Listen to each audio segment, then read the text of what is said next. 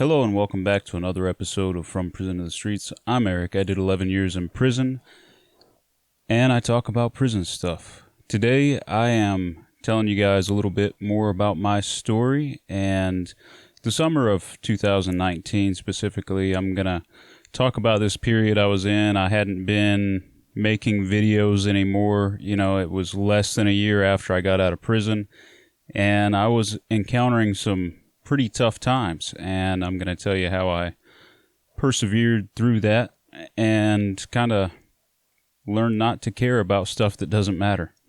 So be sure to like and subscribe. Let's get into the video. So let me set the stage for you. It's 2019. I got out in August the previous year. I had a good job. I had a nice car. Lost it all. Got kicked out of my mother's house, was homeless for a while, lived in my car, out of hotels. I went to Topeka for a bit, lived in a hotel up there. Moved down to Welda, Kansas, where I stayed at a farm for a little while with Brandy, a childhood friend of mine. And I was working on the farm in return for a place to stay. I was working with horses and all sorts of stuff. And that wasn't really working out, so I ended up coming back to my childhood home. I got my parole transferred. I talked about this in another video. If I remember, I'll put a thing up so you guys can go see that. But it was kind of a tough thing. My friend Robert had been helping me out since I had gotten out of prison. And he had moved back home to Washington right around the time I got my parole transferred to this house, my childhood home. And this house was in pretty rough shape. The electrical was messed up. I didn't have running water or anything, and I didn't really have the money to get all that taken care of, to get all of it fixed. And I wasn't sure how I was going to get that done. I was putting in job applications left and right, and I wasn't really getting anywhere. And the house wasn't really livable because of the situation with the electricity and water, and there was holes in the roof. It was just kind of a bad deal. And being that it was summertime, the upstairs was the nicest area in the house, but it got too hot up there in the summertime. I didn't have any AC or anything like that, and Kansas gets pretty hot in the summer. But I did have an RV. My old math teacher, Bill Umbarger, helped me get an RV from Olivet.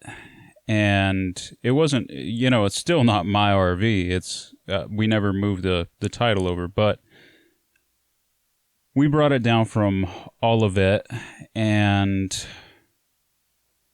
it had transmission issues. I couldn't really drive it around the entire way here from Olivet. The RV wouldn't come out of first or second gear. So it's not like I could drive it around and do stuff with it, but I could run a wire from the house, an extension cord, and get a little bit of power. It wasn't enough to run the AC in the RV or anything like that. But I did have a refrigerator, and I did have lights. So that was cool. And, I could get the water pump to work if I shut everything else off in the RV. So, because the RV had water tanks and a sewage tank, that kind of solved my water issue for a little while, at least until the tanks filled, and then I had to figure out something else to do because I couldn't, drive the RV somewhere to get the tanks emptied or refilled or anything like that. I would oftentimes go get water from a water spigot in town and fill the tank of the RV, or I would go dig a hole somewhere, a shallow hole, because the water table is pretty high here. And I would just collect groundwater and fill the tank of the RV with that. But I was really struggling. I had this 2015 Camaro that I had bought to get to work. And I didn't have a job now, but I still had the car that I was making payments on. And Robert was helping me out with that, but I was kind of worried about it. Robert was getting ready to go out of country, and he wasn't going to be able to help me out with any of the payments at all. And they were about $500 a month. And when you don't have anything at all, $500 a month is more than you can afford. And it wasn't just that, I had to pay for insurance and, I needed to keep my phone on. And the reason why I say I needed a phone is because I was on parole and I had to have a way to keep in contact with my parole officer. So it got pretty rough. I was putting in applications, I was driving different places, and that was costing me gas money and stuff.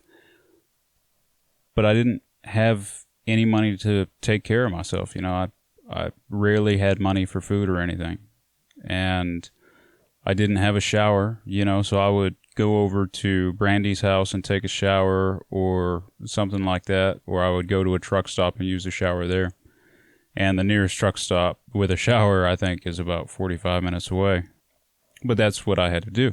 So sometimes what I would do for food is, as well, kind of like the shower, I would go over to Brandy's house, or, sometimes Brandy would bring me food in the RV, and, I would eat. And oftentimes Brandy would actually bring me food for, several days, and that would help me out quite a bit. And sometimes I would go over to my sister Shannon's house, and they would feed me, and I would hang out for a bit.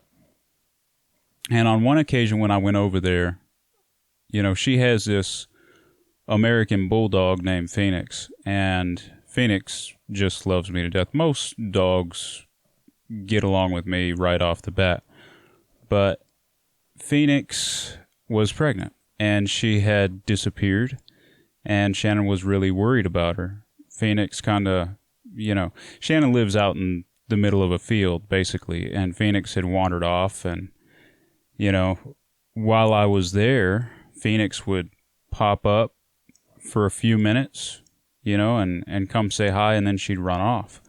And Shannon and I were sitting outside visiting, and, we observed this a few times. So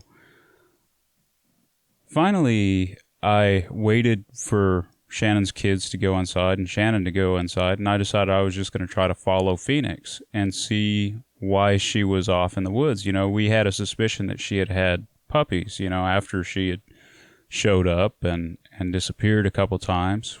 And she looked thinner, so we thought maybe she had had her puppies somewhere, and that's where she was disappearing to. So I decided to follow her, and I did. I followed her through some tall grass and managed to follow her path through the grass to an old barn. And I went in there, and I called out to Phoenix, and Phoenix kind of crawled out from underneath or behind a pile of wood. And she came over and she licked my hand, and she went back behind the pile of wood. And sure enough, I went back there, and there was a bunch of puppies. So I gathered the puppies up in my shirt, and I carried them back to the house. And, Shannon and the kids and everyone had themselves a bunch of puppies. And Shannon said that she was going to give me one of the puppies, and she did. And that was really cool. It was probably the end of the summer, though, when my puppy was ready for me to take. But maybe not towards the end of the summer. I guess midsummer is probably a more accurate way to describe it.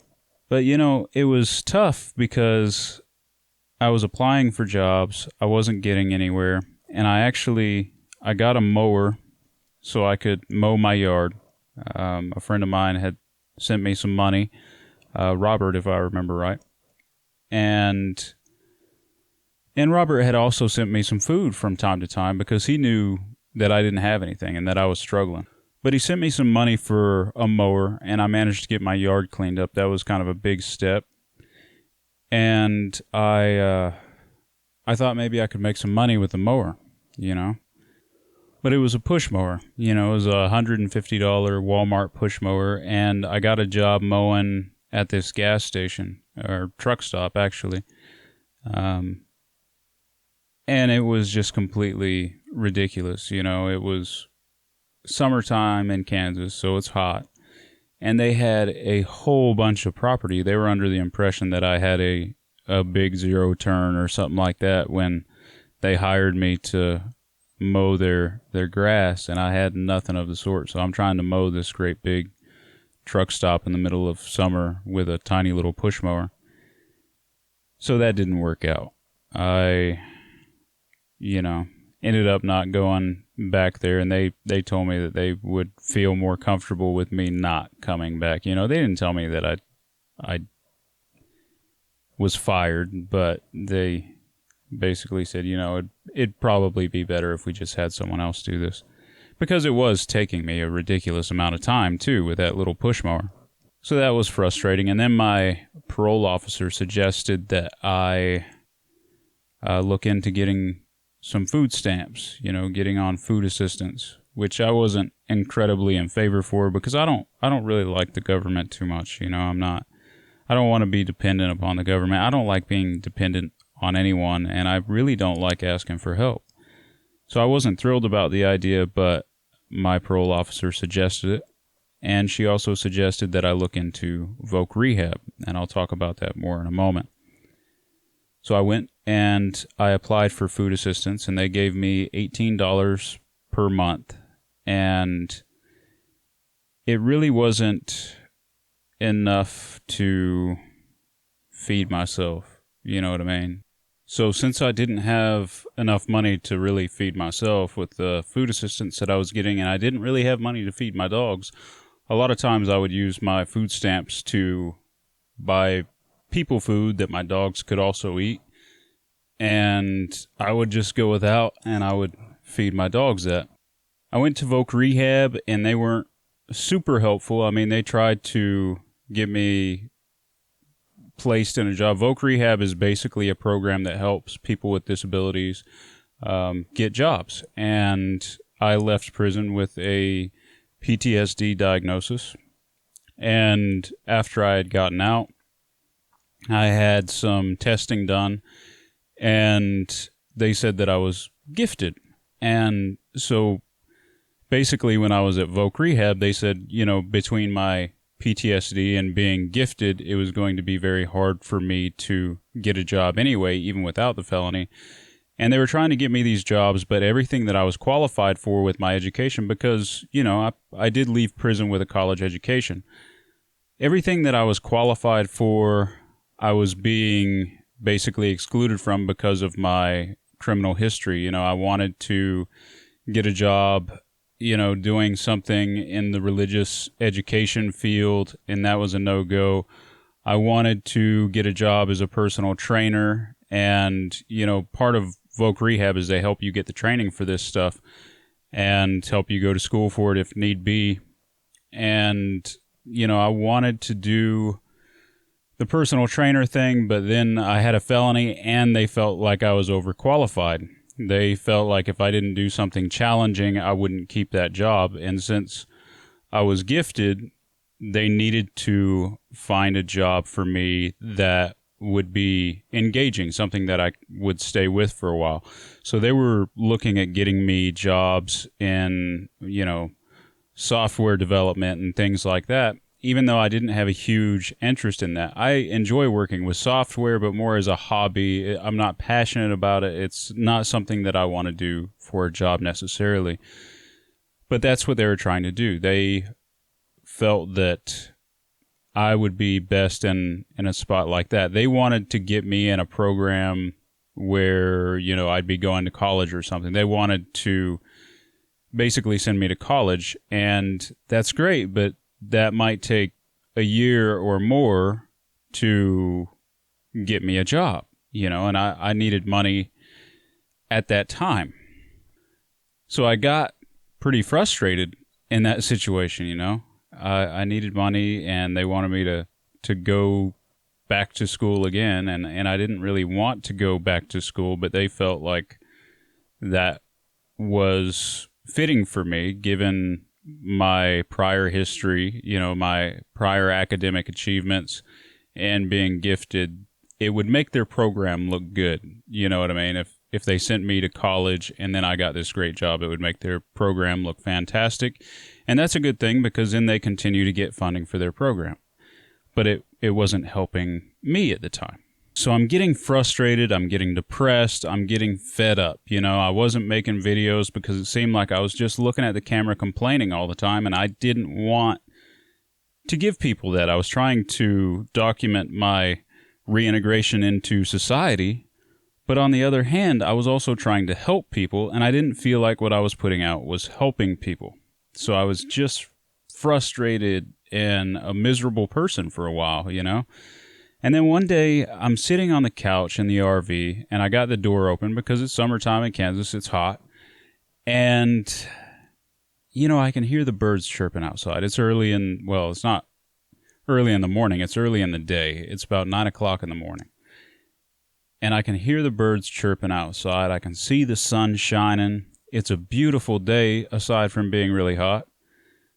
And here I am, just miserable. All these things that I couldn't experience just a year prior. I wasn't in an environment where I could hear the birds sing because, like Lansing doesn't even have trees. And, I could go out and see the stars at night. I could go for a walk when I wanted to go for a walk. I could go for a drive if I wanted to go for a drive. And I started thinking about all the little things that I could do that you really can't put a price on. All the things that I could enjoy that you can't put a price on. And I thought about those things, and then I thought about why I was miserable and why I was so upset, and I got to thinking about it. I'm like, man, you are worrying about all these things, and you can't change a single one of them. You are doing your best. You're doing your part. You're putting in the job applications. You're driving here. You're going to interviews. You're doing this. You're doing that.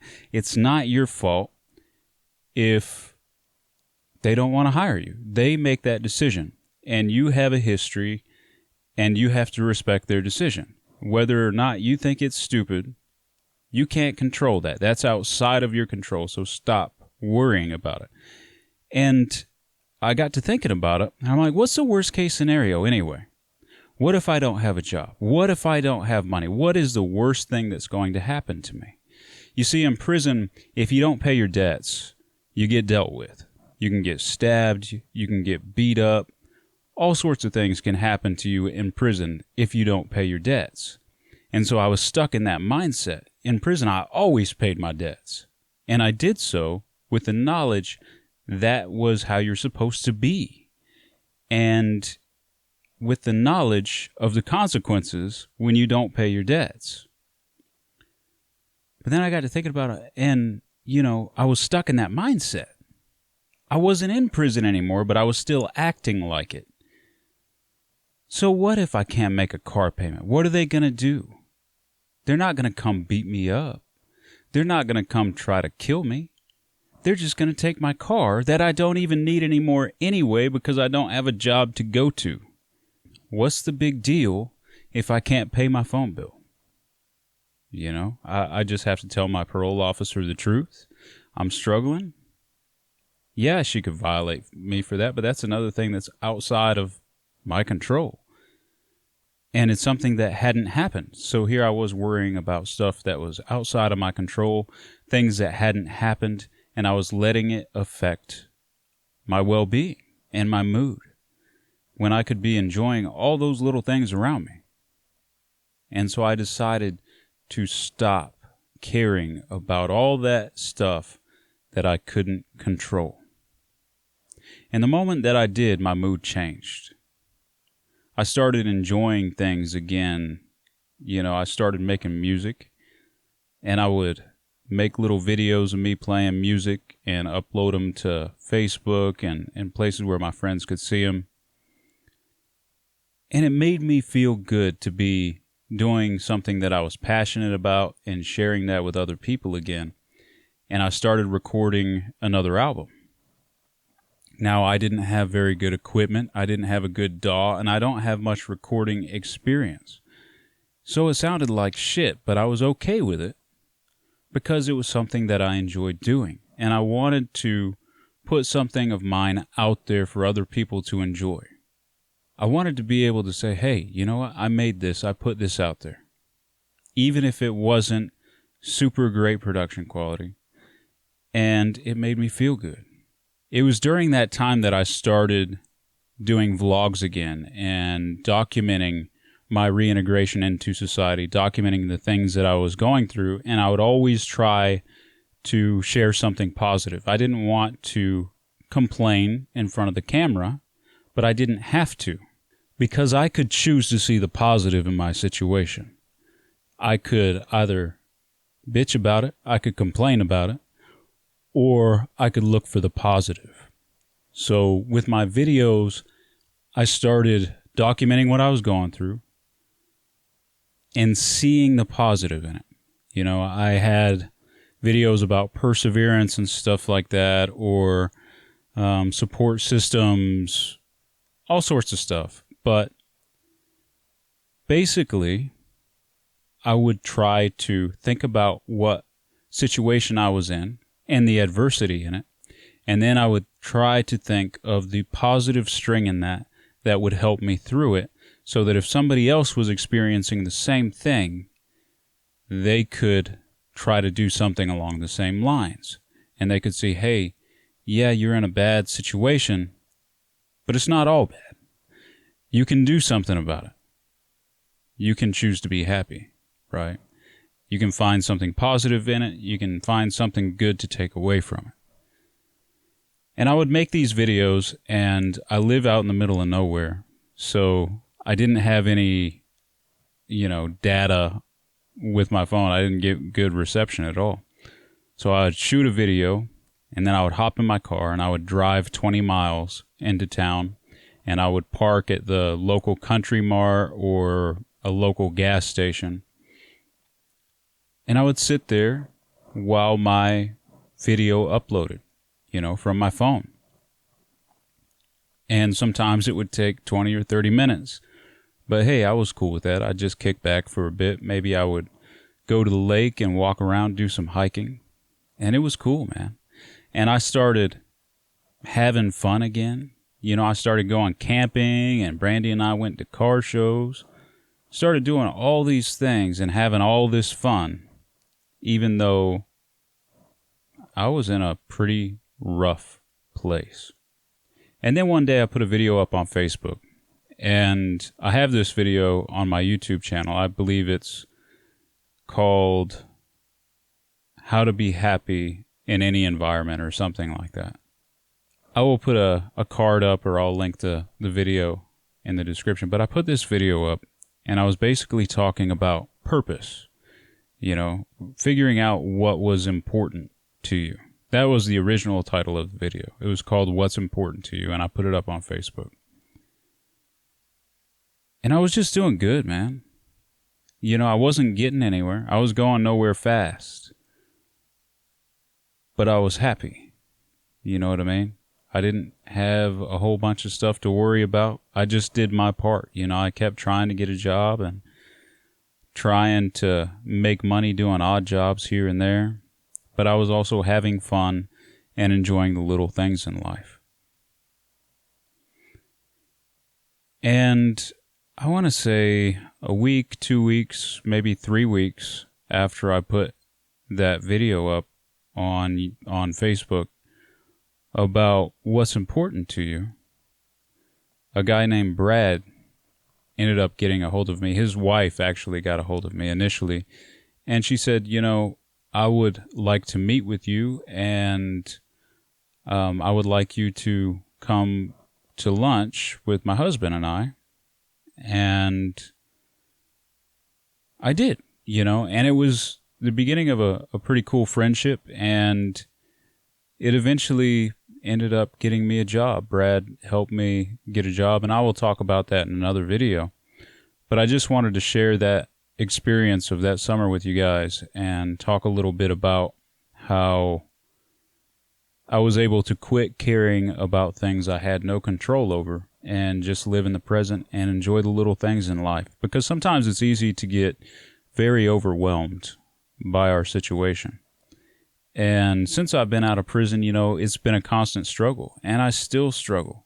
Look at the room I'm in. There's plaster on the walls, and I got some sort of weird paneling going on the ceiling, but I don't have a lot of money, right?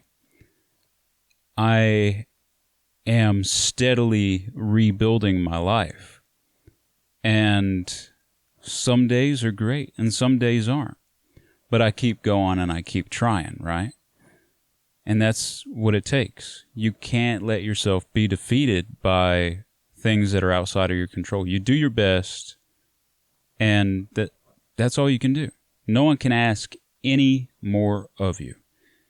If you've done all that you can do, if you have lived up to your expectations and adhered to the principles that you live by, and you're happy with yourself and before your higher power, whether that's God or something else, or maybe you don't even believe anything spiritually, whatever. I mean, everybody's different, right? But the thing is, if you're comfortable that you've done all you can at the end of the day, that's all that matters. You don't have to live up to anybody else's expectations or anything like that. You just have to do your best. And you do your best one day, and then you do your best another day, and you do your best another day. And before you know it, you're miles ahead of where you were. So, if any of y'all are struggling, don't lose heart. Keep your head up. Just keep doing your best. I'm going to continue keep doing my best. And I'm not where I want to be, but I'll get there. You know what I mean? I'll get there. It'll be greater later. And, we all start somewhere. And I think the important thing is to not lose focus on the future for sure, but also don't lose focus of the little beautiful things that we have in our lives that we can enjoy in the here and now. Anyway, I want to end this video here for now, and I want to give a big shout out to my Patreon patrons, Kenneth Iman and Brian Kitchens, before I go, and I want to thank all of you for watching my videos throughout this long journey of mine, and I'm going to keep telling you about my story and my adjustment and reintegration back into society. And I have some other videos coming up, but I like this sort of thing. So, anyway, I'm Eric. This has been another episode of From Prison to the Streets. I will see you all later.